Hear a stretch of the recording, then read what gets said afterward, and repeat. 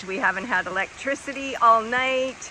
So I just wanted to get out here and kind of assess for myself what's going on. It's been a pretty challenging experience, just trying to, all these trees are down with on top of wires, so we're just hoping emergency crews get to us and help us out a little bit.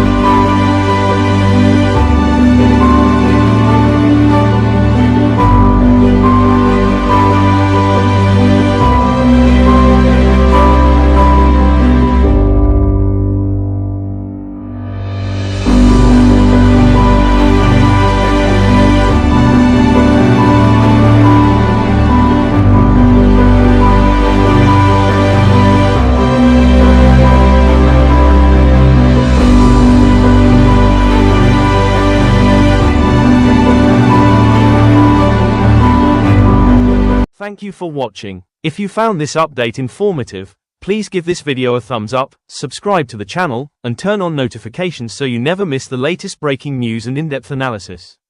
What are your thoughts on today's hearing? Share your perspective in the comments below. We appreciate respectful and constructive discussion. Until next time, stay informed, stay curious, and thank you for watching.